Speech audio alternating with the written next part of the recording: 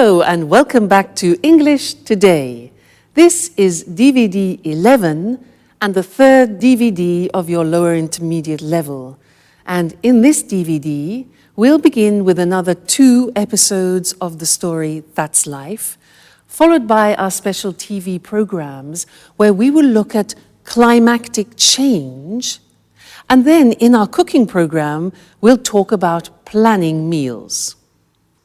Then, in the grammar section, we're going to do some more work on the modal verbs can, might, and must, and the concept of probability and possibility.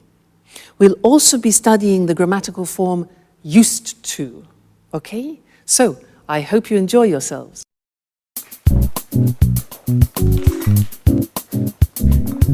Good morning. Alice, is Anne at home? I just met the postman and this package is for her. No, she's not in now. My, what a large package. Please be careful. I think it contains fragile objects. Hey Peter, do you know if it contains a set of porcelain plates that she won with the Sweet Biscuits bonus points? Well, I think so. At least that's where the package comes from. All right, Alice. I have to go now. See you later. Anne will be so happy. She's been waiting for it for a long time. Bye.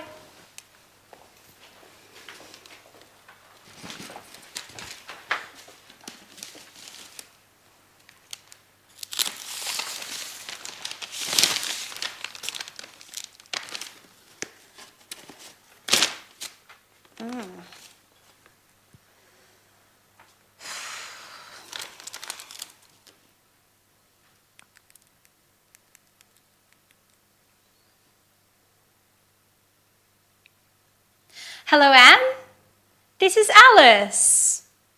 I've got great news for you. Your set of Chinese porcelain has arrived. They're beautiful. No, I opened it. I'm sorry, Anne. I just couldn't resist. Oh no, Anne, I'm so sorry. It broke. Okay. I'm not allowed to touch any more plates. You're absolutely right. I'm so sorry. Bye.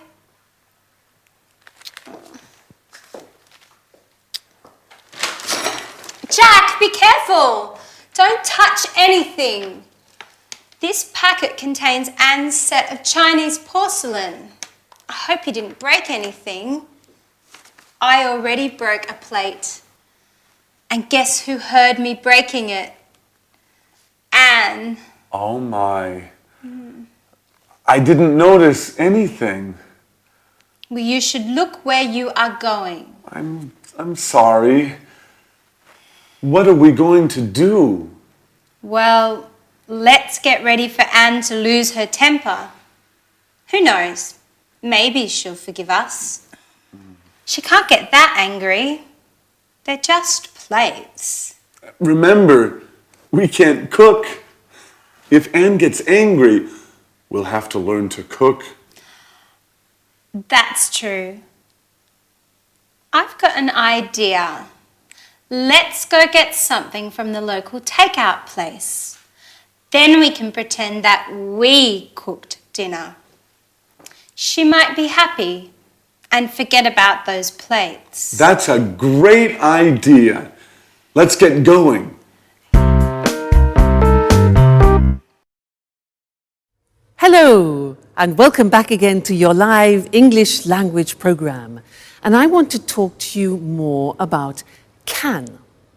Now, how do you express can in the future or in the past? Can in the future. Do we say I will can? What do we say in the past? Now this is interesting because it's very strange. We use the verb to be able to. That's what I want to look at now with you on the language screen. To be able to, isn't that strange? We have learned to use can in the present. We've had examples like, I can cook, can you cook? And the negative, I can't cook. Now, when we talk about ability in the past, everything changes, and we need to use this verb to be able to. When that goes into the past, we say, I was able to cook yesterday. You see, the verb to be goes into the past. I was able to cook yesterday. Strange, eh?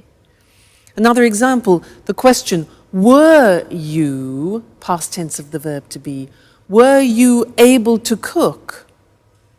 And the negative is, he wasn't able to cook. So, can, in the future, we use to be able to, and in the past, to be able to. So, was, were, able to. The future, let's look at that now. You want to say can tomorrow, so we use to be able to and say, I'll be able to cook tomorrow. I'll. I'll be able to cook tomorrow. The question becomes, will you? Will you be able to cook? And the negative, remember the negative of will?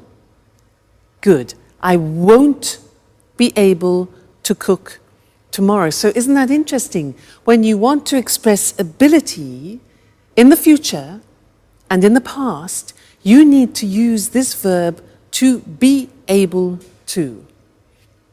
Now there's one more thing I want to tell you about, and it's about permission. Imagine that you are in a restaurant and you can see no smoking. The person next to you starts smoking.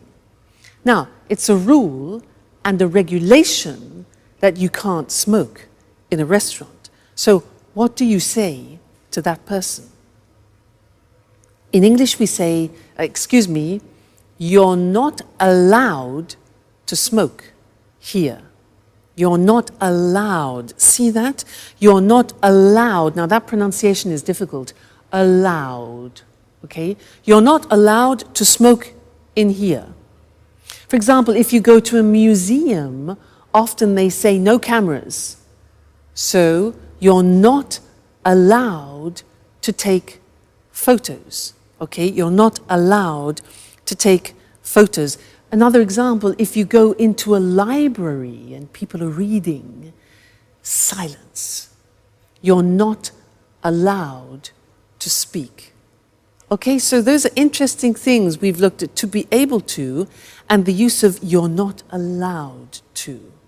Great. Now we're going to go back to our friends, and Anne is very angry about something. She wants to communicate something to her friends. Let's find out what it is, and I'll see you later. Bye.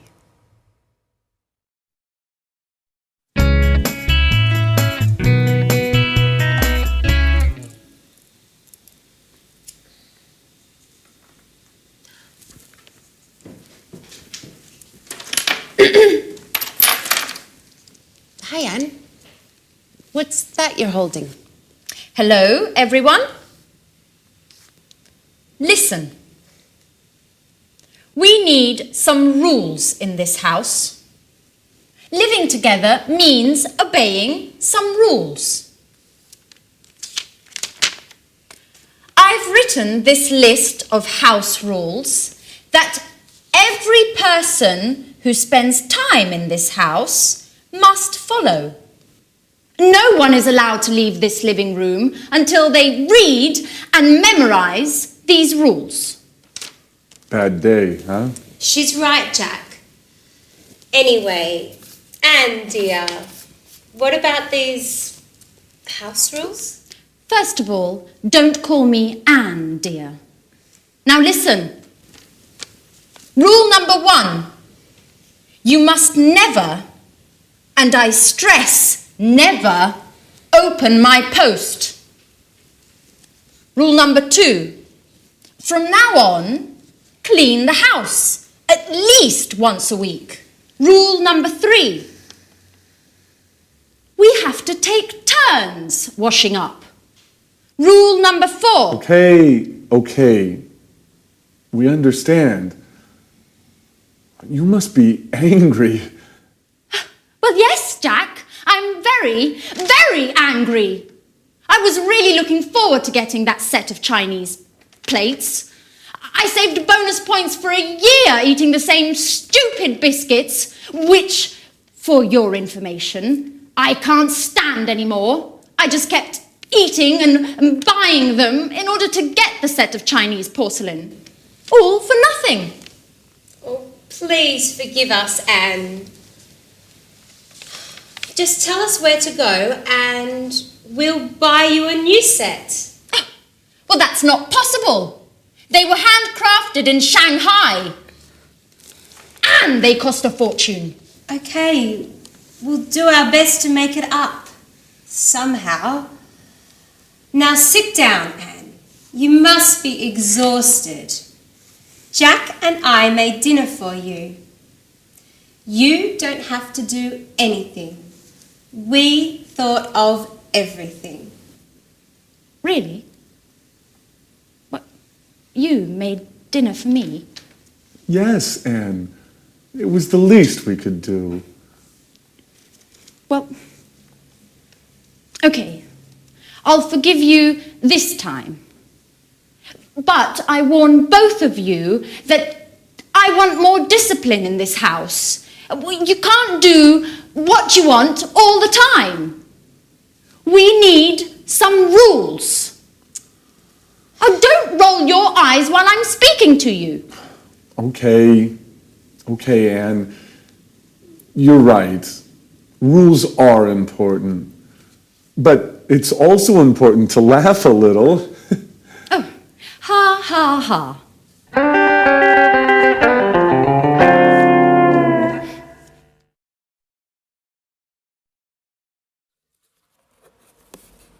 Oh, hi. Hi and welcome back. This is a box which my mother sent me and she said there are some useful things for me. So I was just looking. Come and have a look with me. Oh, go. Oh, what's a strain? What's this? What is this?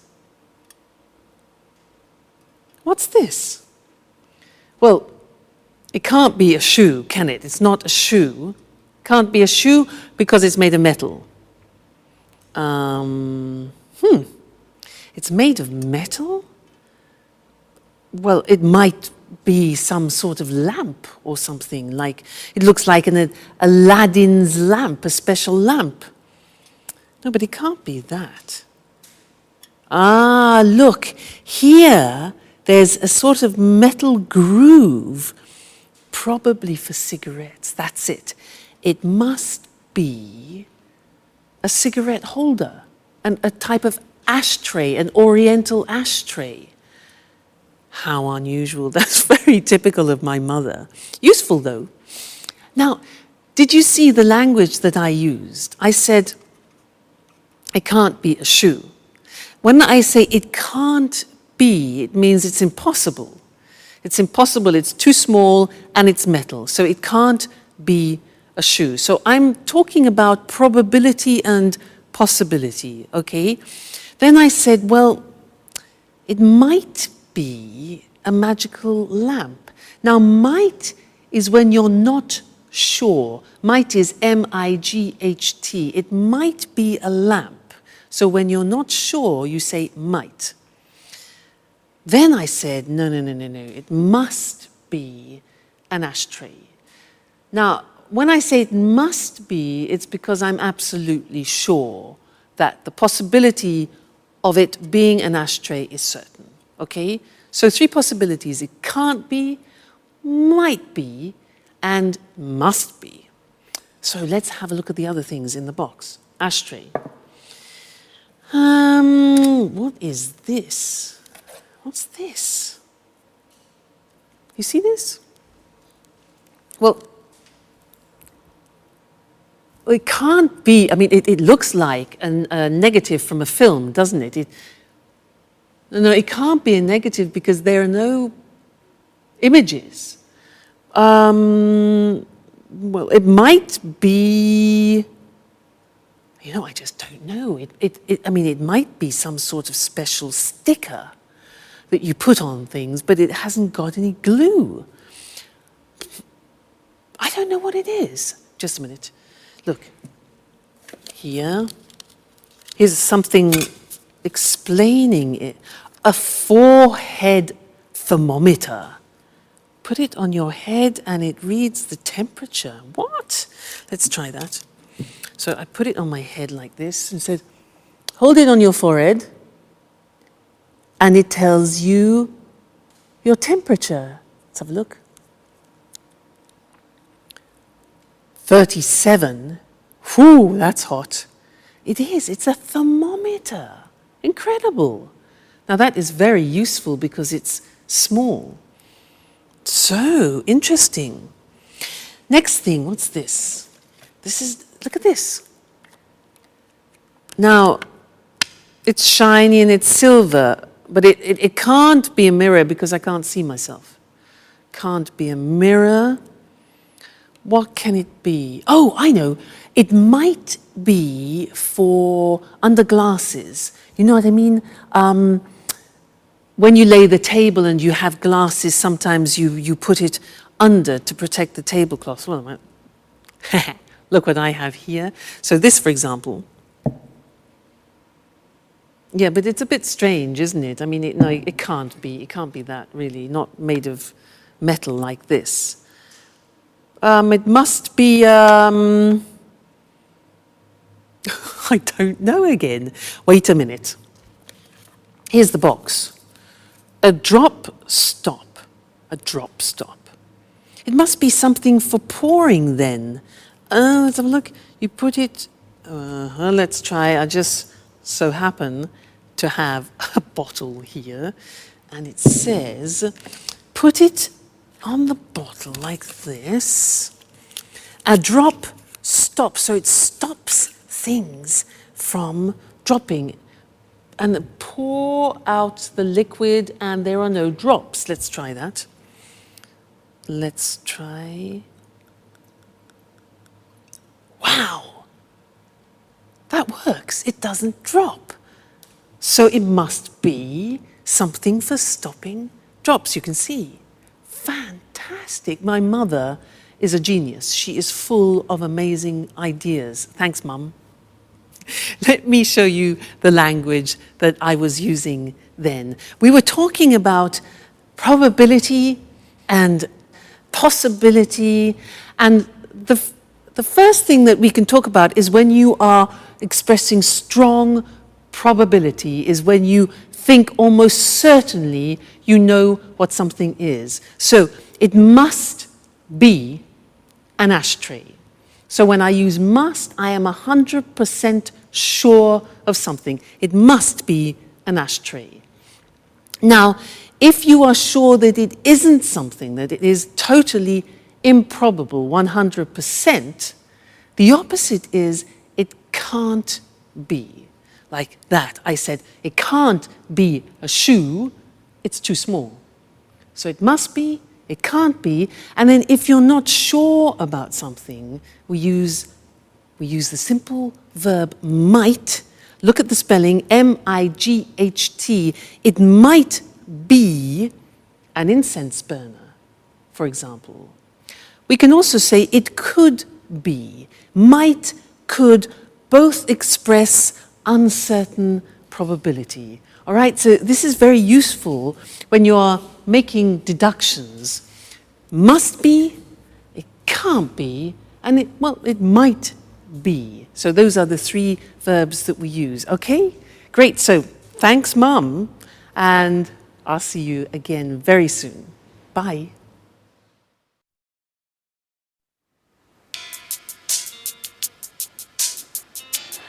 Hi, everybody. What's on TV? Jack, just a minute. It's almost finished. Excuse me.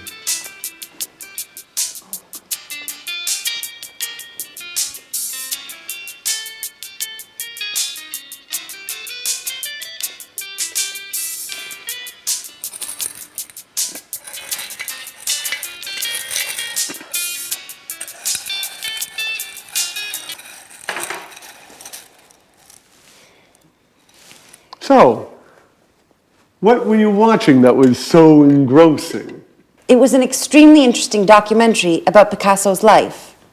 There were lots of details about some of his stranger habits. Did you know that Picasso preferred painting women with 4 eyes? No, I had no idea. And that he had lots of different types of dogs. He used to give only dogs to his friends. Strange, isn't it?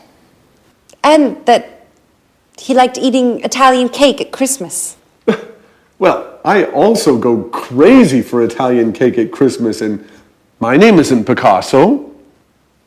By the way, where is our resident artist, Alice? She left early this morning. She said that she had something important to do. She wouldn't tell me what, but she did say it was none of my business. You know how she is. That's strange.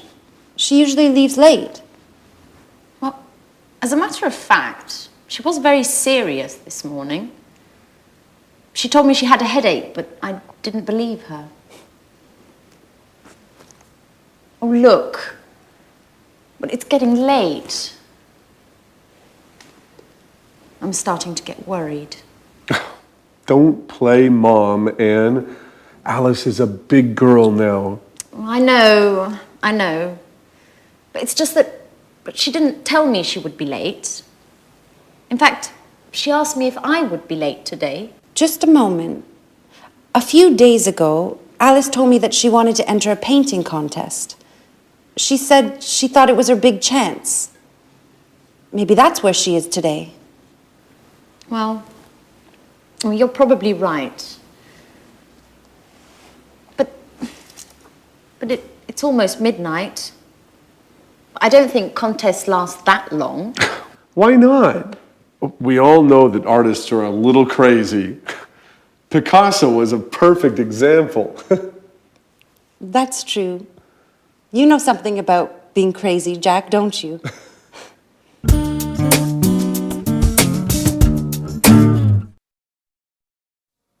Hello again. Did you hear them talking about Picasso? Some interesting things about him. They said he used to give only dogs to his friends. He used to give only dogs, and he used to eat Italian cake at Christmas. Now, this verb used to, well, it's written U-S-E-D, but the pronunciation is used, and we'll see that on the screen later. And we use it to talk about habits that people have had in the past and now don't have anymore. And to illustrate this, I have some examples of habits that I have had in the past. For example, this. This is a cigarette. Well, I used to smoke. Now that means that I did smoke in the past, but I don't smoke anymore. I stopped the habit. I used to smoke, okay? Look at this tennis racket, haha. I used to play tennis. I was quite good, actually. I used to play tennis, but then I stopped. I didn't have enough time, too much work. You know how it is. This, now look at this, look at this. This is fur. I used to wear this. In England, it's a fur. You know, F-U-R, this. I used to wear it in England, but then I stopped because now in England, people spit at you if you wear fur. So that is a habit I have definitely stopped. Now these are vitamins. Now, I didn't used to take vitamins in the past. I didn't used to, but then my mother, my mother is fantastic. She explained how useful they can be, so now I do, but in the past I didn't used to. And this opera, another thing, opera. I didn't used to listen to opera, but now I just love it. So I listen to it a lot. Okay, so there were some examples for you of used to, let's go and look at the different forms on the board now. So, when we speak about habits that we had in the past and we don't have now, we use used to. Look at the spelling. It's U-S-E-D and then T-O. But the pronunciation is not used, it's used. Unusual. Used. Okay? So the example is I used to smoke. And that's for all the subject forms. I used to, you used to, he used to, she used to, we used to, they used to. Okay? So I used to smoke. I used to play tennis. I used to wear fur. Okay? Pronunciation used. Now, in the negative, we use the auxiliary did. So I didn't use. Notice we take off the D because it's the infinitive. I didn't use to take vitamins. And I didn't use to listen to the opera. And the question form is easy. It's did you use to do a lot of sports? Did you used to stay in bed until midday? I remember that. So if you think about your lives and about habits that you had in the past and you don't have now, when you talk about those to people, that's what you use. I used to smoke, but I don't anymore. I used to play tennis, but now I'm too busy. All right, so very important for describing past habits, used to. Great. That's the lesson for now, and I'll see you again very soon. Bye.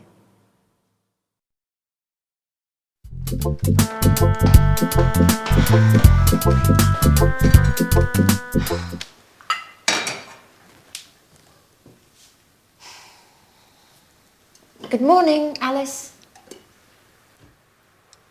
Where were you last night? We were getting worried. Good morning. I'd prefer not to talk about it. Why? What happened? Well, I took part in a young artist competition. I thought it would be the perfect occasion for me to show my talent. So? How did it go? You made a great impression, didn't you? Well, no. It went badly. They said that I wasn't cut out to be an artist. But the jury was made up of incompetents. Maybe no one appreciates my talent. Come on, Alice, don't take it so badly. You know you are a genius, right? That's all that matters. Yes, just like Van Gogh, who, by the way, only became famous after he had died. Maybe that's my destiny. Maybe you're exaggerating, just a little bit. I mean, Van Gogh, but you don't really think you're in the same league, do you? And why not? No one appreciates my talent either. Anyway, I want your opinions. Wait just a moment while I get something.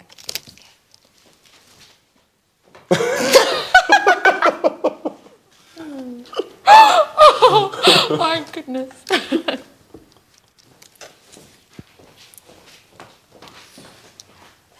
Here you go. This is the painting I took along yesterday. What do you think? Isn't it beautiful? It's it's interesting. It's a very unique painting. Yes, unique is the right word. Alice, you know I don't really understand art, don't you? What does it represent? That's the same question they asked me yesterday. I can't believe that. It's so clear. It's a painting of a man and a woman walking hand in hand. Oh, I see. Well, the truth is, it's a bit difficult to see. I mean, at first glance, it looks like a whole lot of mixed up colors. Come on, Jack. You just don't understand abstract art, do you? Well, now I understand that neither of you has any appreciation of fine art.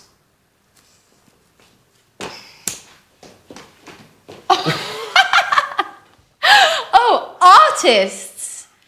Never tell an artist what you really think.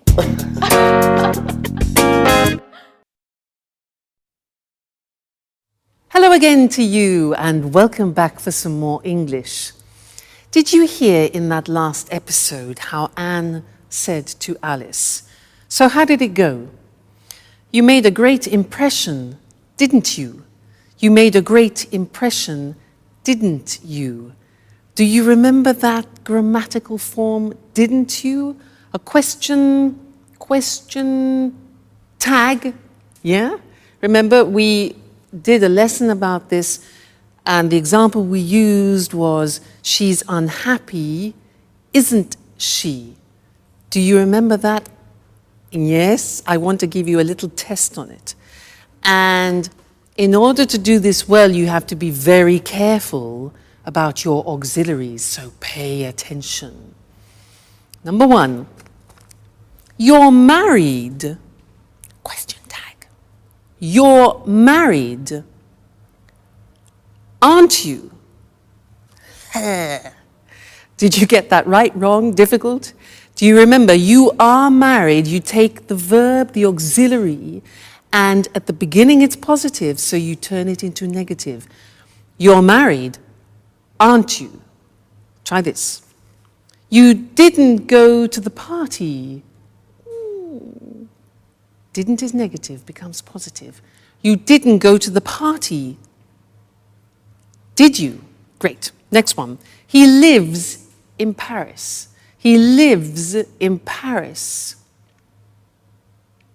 Lives, simple present. Auxiliary. Yeah. Doesn't he? He lives in Paris. Doesn't he? Okay. They aren't French. Aren't. They aren't French. Positive. Are they? Great. Next one. She went to the cinema. She went to the cinema. Auxiliary past tense. Positive, negative. Didn't she? Okay. She went to the cinema, didn't she? All right. You don't like him. You don't like him. Negative. Do you?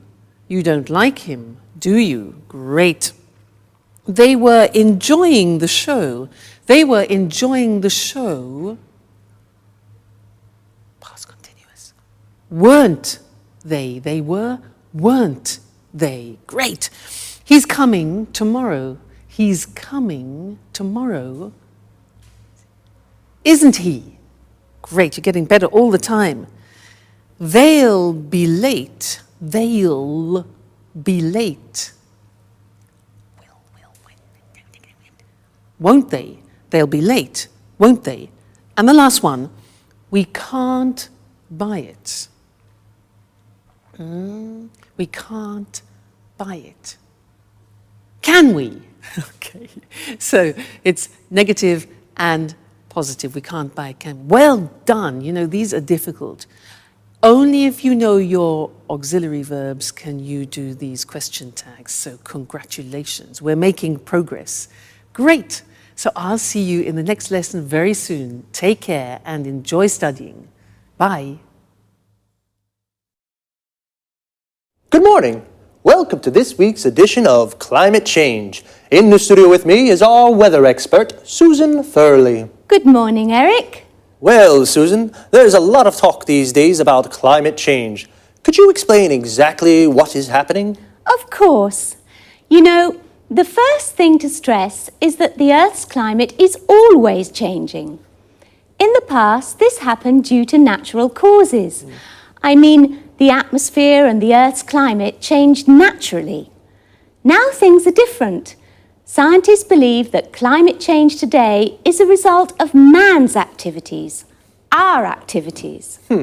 And why are scientists so worried about this climate change? Well, before I answer that question, I'd like to talk a little about what we call the greenhouse effect. Certainly. Scientists often talk about the greenhouse effect. What is this exactly? The greenhouse effect is very important for the world's weather. Greenhouse gases help to capture the energy we receive from the sun. They keep the Earth warm. Without these gases, the world would be a colder place and our lives would be very different. Well, if the greenhouse effect is so useful for the Earth, why do scientists talk about it nowadays as if it's something dangerous? It's the extra greenhouse gases that are dangerous.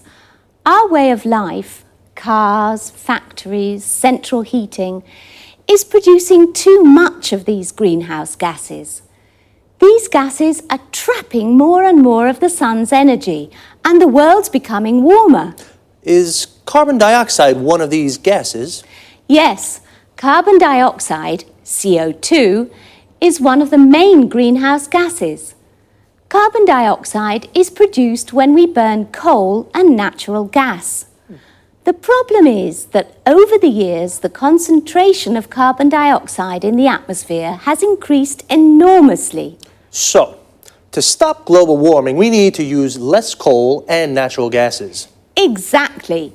But not only that, we also need to plant more trees and we must stop destroying our forests because they take carbon dioxide out of the air. Is there anything else we can do? Well, governments around the world need to encourage the use of renewable energy sources. Solar panels can use the sun's energy. Wind turbines can generate electricity from the wind. And hydroelectric power plants can use water to generate electricity.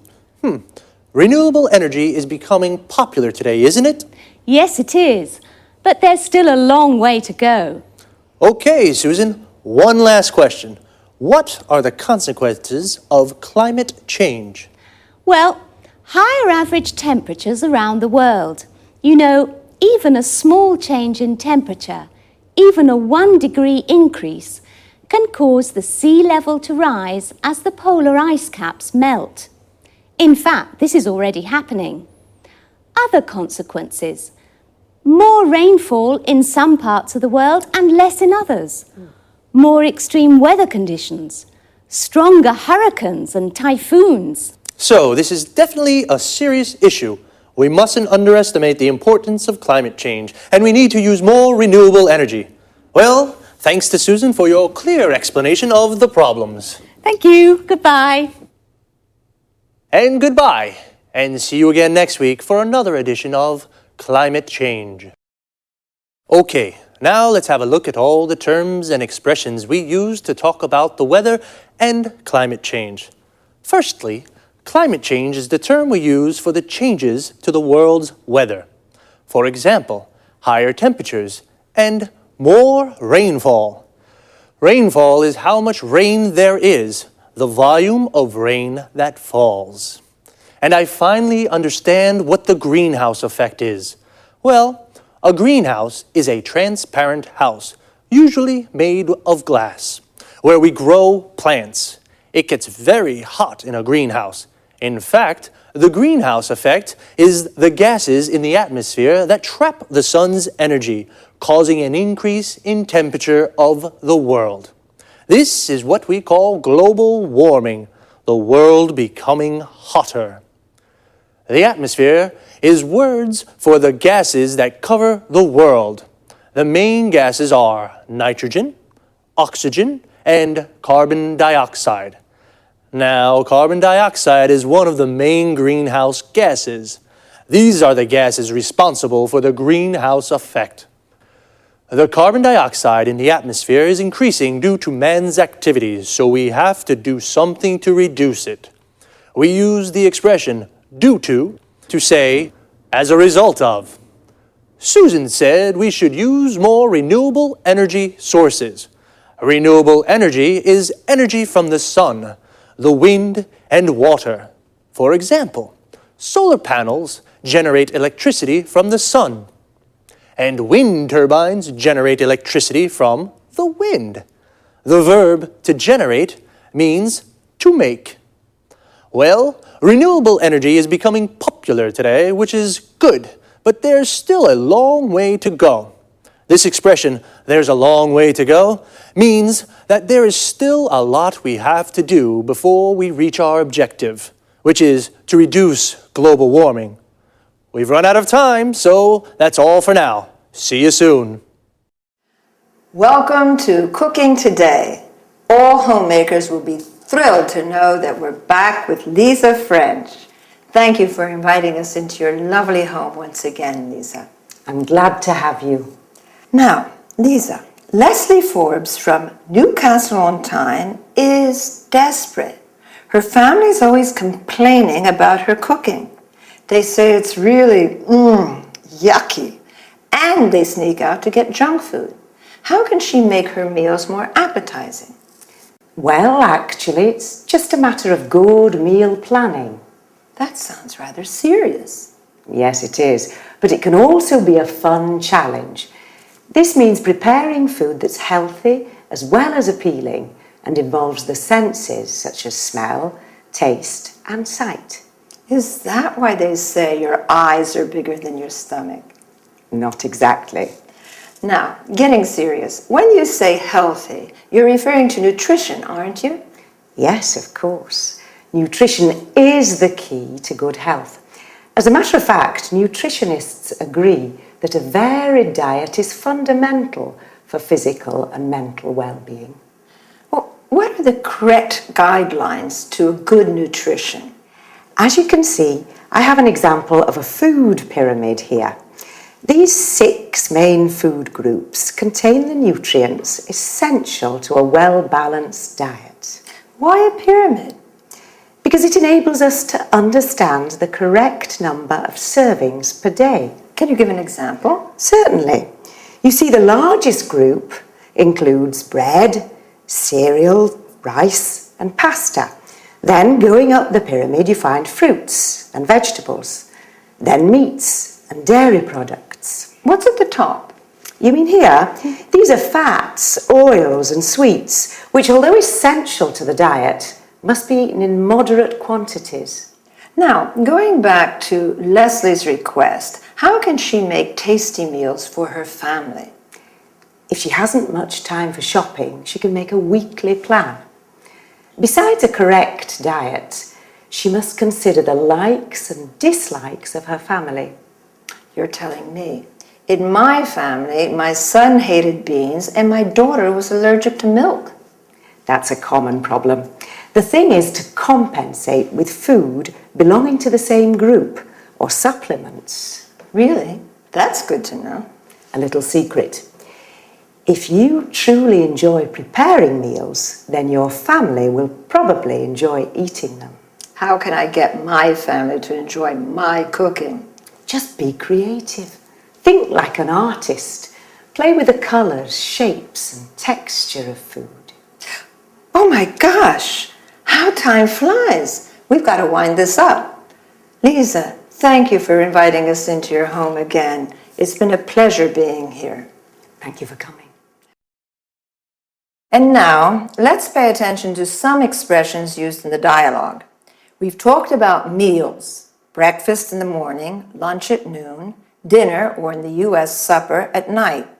In the U.S., a dinner is the main meal of the day, even at lunchtime. Notice that in the UK, tea is sometimes used instead of dinner. When we refer to specific times during the day, we can say lunchtime, tea time. Lisa showed a food pyramid.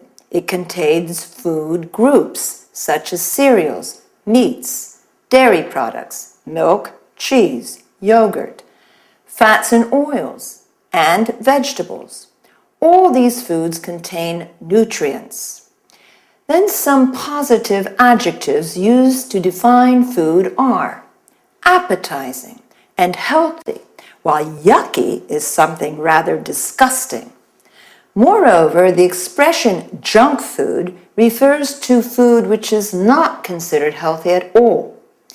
We say diet to indicate what we eat. It also means a series of rules to be followed to improve one's health. If we want to lose weight, we say, I'm on a diet. A diet is correct when it's varied or well-balanced. If you're allergic to a type of food, eating that food can make you ill or cause skin problems. Lisa talked about texture of food. For example, food can be defined soft, crispy, crusty, or shape. Food can be cut into slices, cubes, and rings. During the interview, I quoted a common way of expressing that somebody has put more food on their plates than they're actually able to eat. Your eyes are bigger than your stomach. All right, that's all this week. Bye-bye. Now let's watch the whole episode together. Watch the subtitles carefully because the language points that we've studied together are highlighted. Okay? Enjoy your viewing.